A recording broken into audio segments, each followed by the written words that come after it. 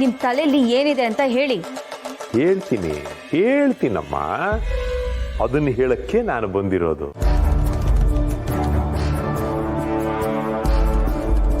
ತುಳಸಿ ಅವರ ಫಂಕ್ಷನ್ನು ಹಾಳಾಗಬೇಕು ಅಂದ್ರೆ ಅದು ನಿನ್ನಿಂದ ಮಾತ್ರ ಸಾಧ್ಯ. ಏನು? ನನ್ನಿಂದನಾ? ಹೌದು, ನಿನ್ನಿಂದಾನೇ. ಈ ಕ್ಷಣದಲ್ಲಿ ನಾನು ಇಷ್ಟನ್ನು ಮಾತ್ರ ಹೇಳೋದಕ್ಕೆ ಸಾಧ್ಯ.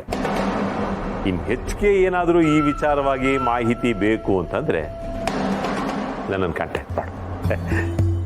ನನ್ನ ಫೋನ್ ನಂಬರ್ ಇದೆ ಅಲ್ಲ ನಿನ್ನ ಹತ್ರ, ಮಾಡು. ಕಾಫಿ ಕುಡಿತಾ ಮಾತಾಡೋಣ. ಹಾಂ,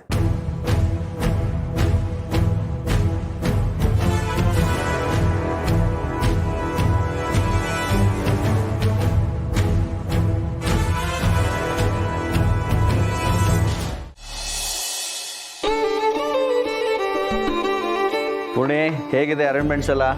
ಸೂಪರ್ ಆಗಿದೆ. ಪರವಾಗಿಲ್ಲ ಅಂಕಲ್, ಕಡಿಮೆ ಟೈಮಲ್ಲಿ ಮಾಡಿದ್ರು ಅರೇಂಜ್ಮೆಂಟ್ಸ್ ಎಲ್ಲ ಸಿಂಪಲ್ ಆಗಿ ಚೆನ್ನಾಗಾಗಿದೆ. ಅದಕ್ಕೆ ನಾನು ಕೊಟ್ಟಿರೋ ಸೀರೆ ಅವ್ರಿಗೆ ಇಷ್ಟ ಆಯ್ತಾ? ಅವ್ರದನ್ನು ಉಟ್ಕೊಂಡ್ರ ಹೇಗೆ ಕಾಣಿಸಿದ್ದಾರೆ? ಇಷ್ಟ ಆಯ್ತು ಅಂತ ಆಗ್ಲೇ ಹೇಳಿದ್ರಲ್ಲ ಅಭಿ, ಅವ್ರು ಹೇಗೆ ಕಾಣಿಸ್ತಾರೆ ಅನ್ನೋದನ್ನ ನೀನೇ ನೋಡುವಂತೆ.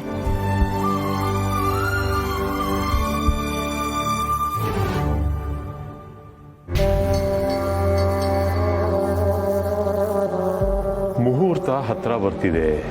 ಈ ಮುಹೂರ್ತದಲ್ಲಿ ನಾನು ಅನ್ಕೊಂಡಿದ್ದೆಲ್ಲ ಆಗತ್ತಾ? ದೀಪಿಕಾ, ಅರೇಂಜ್ಮೆಂಟ್ಸ್ ಎಲ್ಲ ಹೇಗಿದೆ? ಚೆನ್ನಾಗಿದೆ. ಇಷ್ಟು ಕಮ್ಮಿ ಟೈಮಲ್ಲಿ ಇಷ್ಟೆಲ್ಲ ಮಾಡಿದ್ದೀರಲ್ಲ, ಗ್ರೇಟ್. ಗ್ರೇಟ್ ನಾವಲ್ಲಮ್ಮ, ಅದಕ್ಕೆ ಅವ್ರ ಮೇಲಿನ ಪ್ರೀತಿಯಿಂದ ಇಷ್ಟು ಬೇಗ ಇಷ್ಟೆಲ್ಲ ಅರೇಂಜ್ಮೆಂಟ್ಸ್ ಆಗಿದ್ದು.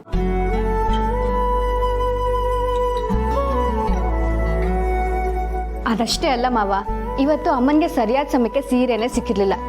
ಆಗ ನಮ್ಮ ಹೀರೋ ಅಮ್ಮನಿಗೋಸ್ಕರ ಸೀರೆ ತಂದ್ಕೊಟ್ಟು ಸಮಸ್ಯೆನ ದೂರ ಮಾಡಿದ್ದು. ಏನೋ ಸೀರೆ ಸಿಕ್ಕಿರ್ಲಿಲ್ವಾ? ಚಿಕ್ಕಮ್ಮ, ಸೀರೆ ಸೆಲೆಕ್ಟ್ ಮಾಡೋ ಜವಾಬ್ದಾರಿ ಅಪ್ಪ ನಿಮಗೆ ಅಲ್ವಾ ಹೇಳಿದ್ದು? ಅಂಗಡಿಯವನು ಸೀರೆ ತಂದ್ಕೊಡ್ಲಿಲ್ಲ ಅಂದ್ರೆ ನಾನೇನಪ್ಪ ಮಾಡಲಿ? ಅದು ಒಂಥರ ಒಳ್ಳೇದಾಯ್ತು ಬ್ರೋ. ನಾನು ತಂದ್ಕೊಟ್ಟಿದ್ದ ಸೀರೆನ ಅವ್ರು ಉಡೋ ಹಾಗಾಯ್ತು.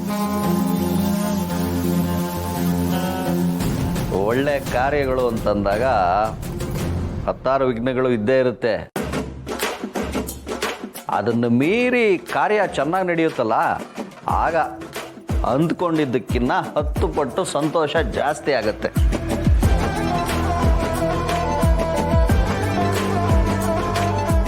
ಹೌದು, ಅಮ್ಮ ಇನ್ನೂ ಬರಲೇ ಇಲ್ಲ. ಹೌದು, ರೆಡಿ ಆಗ್ತೀನಿ ಅಂತ ಆಗಲೇ ಹೋದ್ನಲ್ಲ, ಅದಕ್ಕೇನೆ ಅಣ್ಣನ್ನ ರೆಡಿ ಮಾಡಿಸಿರ್ಬೋದಾ? ಹಾಗಂತ ಹೇಳಕ್ಕಾಗಲ್ಲ ಮಾವ. ಅಮ್ಮನ್ ನೋಡ್ತಾ ನೋಡ್ತಾ ಮಾವ ತಮ್ಮನ್ ತಾವೇ ಮರ್ತು ಹೋಗ್ಬಿಟ್ಟಿರ್ತಾರೆ. ಆಗೋ ವಿಷಯ. ಹಾಗಾದ್ರೆ ನಿಧಾನವಾಗಿ ಬರಲಿ.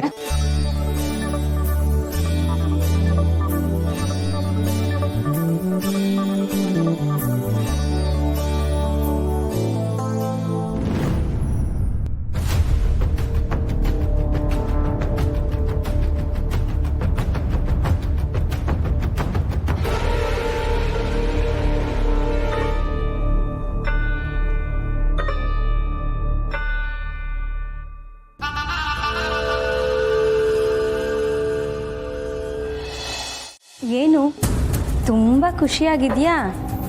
ಕಂಡೋರ್ ದುಡ್ಡನ್ನ ತಿಂದು ಖುಷಿಯಾಗಿರೋಕ್ಕೆ ಅದು ಹೇಗೆ ಸಾಧ್ಯನೋ ಏನೋ. ನನಗೆ ನನ್ನ 5 ಲಕ್ಷ ಬೇಕು. ನನ್ನ ದುಡ್ಡನ್ನ ನಂಗೆ ವಾಪಸ್ ಕೊಡು. ನೋಡು, ಈ ವಿಷಯನ ಇಲ್ಲಿ ಮಾತಾಡೋದು ಬೇಡ. ಫಂಕ್ಷನ್ ಎಲ್ಲ ಮುಗಿಲಿ, ಆಮೇಲೆ ಇದ್ರ ಬಗ್ಗೆ ಮಾತಾಡೋಣ. ನೀನು 5 ಲಕ್ಷನ ಆದಷ್ಟು ಬೇಗ ನಾನು ನಿನಗೆ ಕೊಡ್ತೀನಿ. ಅದೇನೋ ಹೇಳ್ತಾರಲ್ಲ, ಹೊಟ್ಟೆಗೆ ಹಿಟ್ಟಿಲ್ಲ ಅಂದರೂ ಜುಟ್ಟಿಗೆ ಮಲ್ಗೆ ಹೂ ಅನ್ನೋ ಹಾಗೆ, ನನ್ನ ದುಡ್ಡು ಕೊಡೋಕ್ಕಾಗಲಿಲ್ಲ ಅಂದರೂ ನಿನಗೆ ಈ ಸಂಭ್ರಮಗಳೆಲ್ಲ ಬೇಕಾ? ನನಗದೆಲ್ಲ ಗೊತ್ತಿಲ್ಲ. ಇವತ್ತೇ ಈಗಲೇ ನನ್ನ ದುಡ್ಡು ನನಗೆ ಬೇಕು. ಈಗಲೇ ಅಂದರೆ ಅದು ಹೇಗೆ ಸಾಧ್ಯ? ನಿನಗೆ ಅಷ್ಟೊಂದು ದುಡ್ಡನ್ನ ನಾನು ಹೇಗೆ ಕೊಡಲಿ? ನೋಡು, ನಾನು ಕೆಲ್ಸಕ್ಕೆ ಸೇರಿದ್ದೀನಿ. ಒಂದು 5-6 ತಿಂಗಳು ಟೈಮ್ ಕೊಡು. ಖಂಡಿತ ನಿನ್ನ ದುಡ್ಡನ್ನ ನಾನು ವಾಪಸ್ ಕೊಟ್ಬಿಡ್ತೀನಿ. ಆಗಬೇಕು, ಇವಳಿಗೆ ಹೀಗೆ ಆಗಬೇಕು. ನನ್ನ ಹತ್ರನೇ ಮನೆ ಕೆಲಸಗಳನ್ನು ಮಾಡಿಸ್ತಾಳಲ್ಲ ಇವಳು. ಈಗಿದೆ ಮಾರಿ ಹಬ್ಬ. ನೋಡು, ನೀನು ಹೇಳ್ದಾಗೆಲ್ಲ ತಲೆ ಆಡಿಸ್ಕೊಂಡು ನೀನು ಕೊಟ್ಟಾಗ ತಗೊಳಕ್ಕಾಗಲ್ಲ. ಅದು ದುಡ್ಡು, ದುಡ್ಡಿಗೆ ಬಡ್ಡಿ ಇರುತ್ತೆ, ಬಡ್ಡಿ ಚಕ್ರ ಬಡ್ಡಿ ಆಗತ್ತೆ. ನೀನು ನನ್ನ ದುಡ್ಡನ್ನ ಈಗಲೇ ಕೊಡ್ತೀನಿ ಅಂದರೆ 5 ಲಕ್ಷ, ಲೇಟಾಗಿ ಕೊಡ್ತೀನಿ ಅಂದರೆ 20 ಲಕ್ಷ. 20 ಲಕ್ಷನಾ?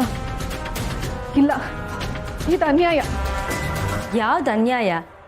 ನನ್ನ ಹತ್ರ ದುಡ್ಡು ತಗೊಂಡು ಈಗ ಕಳ್ಳಿ ಹಾಗೆ ಅದು ಇದು ಸಬು ಹೇಳಿ ನನ್ನ ದುಡ್ಡನ್ನ ನನಗೆ ವಾಪಸ್ ಕೊಡ್ದಲೇ ಇರೋದು ಅನ್ಯಾಯ ಅಲ್ವಾ? ನೋಡು, ಕಳ್ಳಿ ಅಂತ ಕರಿಬೇಡ. ನಿನ್ನ ದುಡ್ಡನ್ನ ಕಳ್ದಿರೋದು ನಾನಲ್ಲ. ಯಾರಾದರೂ ಕಳ್ದಿರ್ಲಿ, ಅದು ನನಗೆ ಬೇಕಾಗಿಲ್ಲ.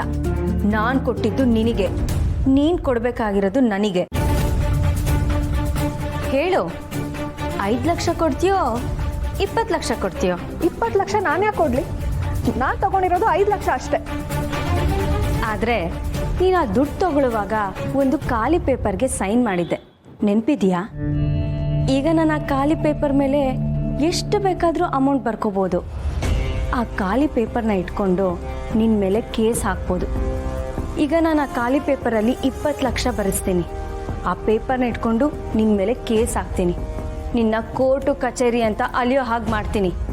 ಈ ವಿಷಯ ಮನೆಯವ್ರಿಗೆಲ್ಲ ಗೊತ್ತಾಗಿ ಅವರೆಲ್ಲ ನಿನ್ನ ಚೀತು ಅಂತ ಉಗಿಯೋ ಥರ ಮಾಡ್ತೀನಿ.